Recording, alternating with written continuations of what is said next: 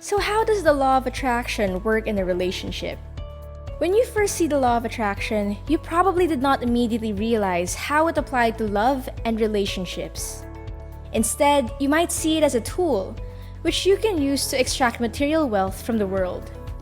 In fact, the law of attraction has a lot to say about relationships. It not only suggests how you should approach potential partners outside of relationships, but it also suggests how you should interact with them within relationships. In this video, we will consider the ways in which you can apply the law of attraction to any kind of relationship. How to find the right person. If you think about the law of attraction for more than a few minutes, it'll become clear exactly how it suggests that you find the right person for you. Instead of obsessing over someone you already know, but who does not care for you, or jumping into a relationship with the first available person, what you should do is visualize who it is that you wish to be with. Think about this long and hard. Visualize this person. Should this person have very similar interests to your own? Or should this person have very different interests so that you can share your own very different passions with each other? Answer these questions and incorporate them into your visualization. And once you do that, begin to consider how you will meet this person. Will you meet at work? Will you meet at a religious event? Will you meet at a conference that is related to your passion? Begin to fix these ideas and then focus on your plan very carefully. You might not feel it immediately, but something strange will start to happen. As you meet potential partners, you'll spend less time focusing on appearance and more time focusing on your vision. You will recall what it is that you wanted most and quickly determine whether a potential person would be a good match for you. Furthermore, once you do find that person who satisfies your vision, you will know that it is truly who you want to be with. And instead of trembling at the thought of asking him or her out on a date, you will feel confident that you have made the right decision and you will have no trouble doing it. How to improve romantic relationships. The law of attraction makes specific suggestions about romantic relationships too. Normally, we tell ourselves that bargaining is an important part of relationships. We assume that if we do not find ways to make our partner indebted to us, they will never willingly do things for us. Unfortunately, this can lead to very unhappy relationships in the long run.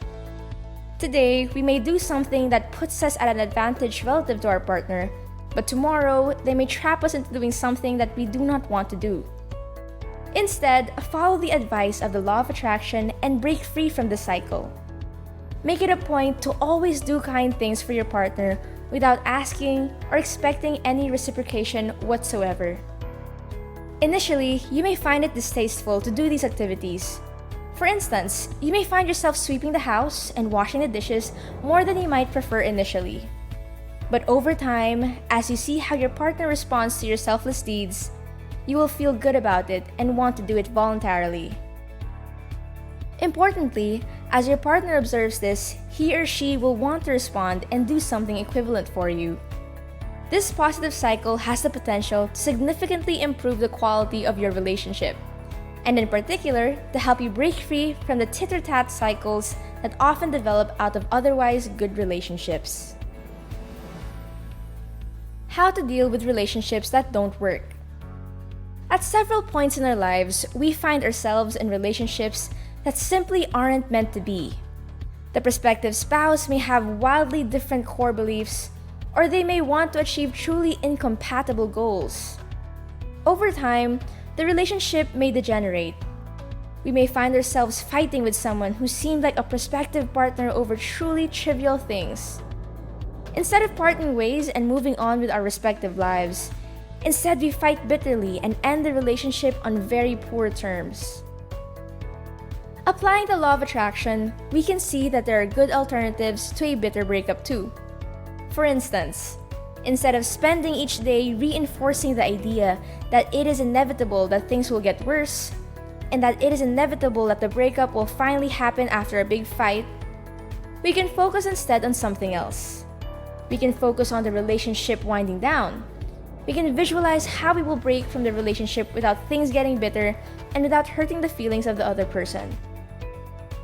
It might sound different and unusual, but there are ways to end relationships amicably and without hard feelings. And using the law of attraction can be one of those ways. How to move on after a failed relationship. Not only have we all experienced a relationship that mutually did not work, but we have all experienced heartbreak at one point or another. We're truly in love with the other person, but the other person simply wants no part in our life. This can be very devastating, and some people who experience it do not fully recover from the breakup for years to come. If you find yourself in this situation, it is important to bring to mind what the law of attraction would suggest. Positive thoughts attract positive outcomes, and negative thoughts attract negative outcomes. If you focus only on the absence of the person you once loved dearly, these thoughts will only reinforce themselves. You will become increasingly negative and increasingly focused on this person who is no longer a part of your life. Instead, what you should do is focus on recovering, stabilizing, and finding ways to fill the void in your life that person left. You might do this by taking a break from dating and setting work-related goals. Or you might focus on finding a new prospective partner to take the place of the other. Whatever you do, it is wise to recall the lessons of the law of attraction as you do it. Keep positive thoughts in mind and focus on finding a new, suitable partner rather than grieving endlessly with the thought that you will never recover what is hopelessly lost. Friendship, when it comes to relationships, the law of attraction has more to say. It not only instructs you on how to behave within romantic relationships, but also suggests what you might be doing wrong in friendships. At first, your instinctive answer might be that you're doing nothing wrong with friendships. But when you think about this longer, you might come to a different conclusion. Just think of all the friends you have lost in the past who were supportive, kind, and loving. Why did you lose those friends? And wouldn't your life be better if they have never disappeared to begin with? How the law of attraction suggests that you make and maintain friendships. A. How to make friends not surprisingly. The law of attraction is very specific in terms of how it suggests that you make friends. Rather than suggesting that you should haphazardly fall into friendships and then maintain them once initiated, it suggests that focus, visualization, and goal setting are key. That is, rather than simply allowing friends to fall into place in your life, you should start by setting goals. You should decide that you want to make friends, and you should think about who they will be. Will they have similar jobs? Will they have the same education or training? Will they be able to help you in a certain way? Will you be able to reciprocate? Once you answer these questions and fix yourself on a goal, it is time to focus and visualize. Imagine these friends and visualize them coming into your life as you meet them and interact with them in your daily life.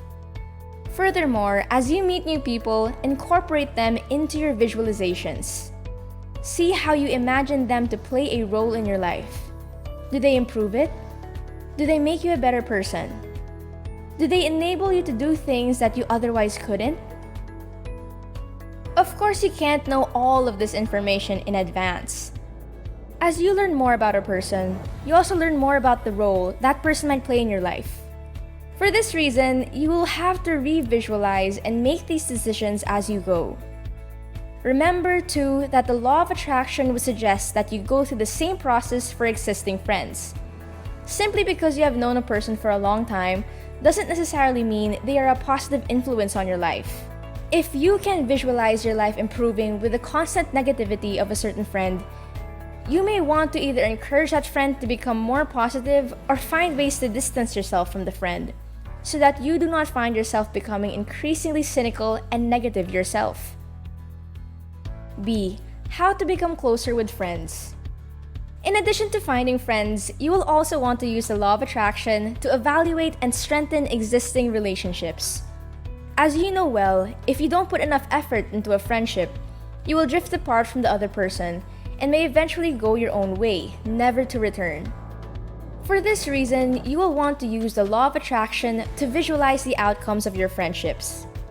Focus on which friends are valuable and could reasonably be good long-term friends. And consider also who does not play an important role in your life, or who usually plays an overwhelming negative role. In short, decide who it is you want to get closer to, who it is you are uncertain about, and who it is you would like to distance yourself from. From there, use the power of visualization to determine how your relationships will change. Visualize yourself contacting your negative friends less frequently, or imagine how you can interact with them in ways so that they play a strictly positive role in your life. But whatever you do not visualize yourself in the position you are in now, where a persistently negative friend brings you down and discourages you and you do nothing about it. For those friends you wish to get closer to, focus on ways in which you can draw them closer. Instead of vaguely seeing how they play a role in your life, imagine how you might control the role that they play in your life, so that both of you are better off for it. C. How to mend broken relationships. Finally, the law of attraction has a lot to say when it comes to broken relationships. For instance, if you have had a falling out with a close friend but want to mend the situation, the law of attraction may be the right tool for the job. As always, start by fixing the goal, to mend your broken relationship. Next, visualize how you will do it. Will you contact the friend and apologize for something you have done? Or will you simply be accepting of something they did in the past, even though it hurt you deeply at that time? Walk through this process in your mind. Imagine how it will happen, how the other person might respond, and how you will stick with things until everything is worked out. Additionally, bring your abundance mindset to the table when you contact your old friend. Don't prepare to win a battle of words, and don't prepare to be vindicated in your prior position or in your beliefs. Instead, remember your goal, to get your friend back. And then accomplish it through visualization, focus, and follow through. Finally, remember the last step of the law of attraction. You must be open and accepting of the results. If you even slightly begin to doubt whether you truly want your old friend back, then you may sabotage the goal before you ever get the chance to realize it. To summarize, we've given a lengthy overview of how to apply the law of attraction to relationships. Whether it's a romantic relationship gone awry or a friendship that needs to be ended peacefully, the law of attraction has very specific instructions about what you should do. As I've said several times throughout this video, there are two important things to consider when applying the law of attraction. The first is the three-step process, which is common to all law of attraction applications. Step number 1. Think about what you truly desire, and then commit yourself to receiving that thing that you want most. In this case, it might be mending a broken friendship, ending a relationship, or finding your spouse. Step number 2. Visualize how you will receive that outcome on a daily basis. Here, this might mean imagining your spouse, who he or she will be, where he or she will work, and what type of background that person will have. Step number 3. Open yourself to receiving the outcome, to finding that spouse, to making a new friend, or to mending a broken friendship. As strange as it may seem, we are often our biggest enemy when it comes to receiving the things we believe we want most. When they are finally in reach, we fear that we might not truly want them, so we subconsciously push them away. The law of attraction suggests that you absolutely must not do this if you want to see the results. In addition to the three-step process, it is vital that you bring a mindset of abundance with you wherever you practice the law of attraction. That is, instead of focusing on the fear that you might lose something in a friendship or romantic relationship, focus on what you can gain by entering into a more mutually beneficial state of the relationship. Hope you really enjoyed the video and learned something new. If you did, give a thumbs up and hit the subscribe button to stay updated about future uploads. This is Clarice from Inspired Success. I wish you good health, good life, and sending you good vibes. Bye for now, see you next time, same channel here at Inspired Success.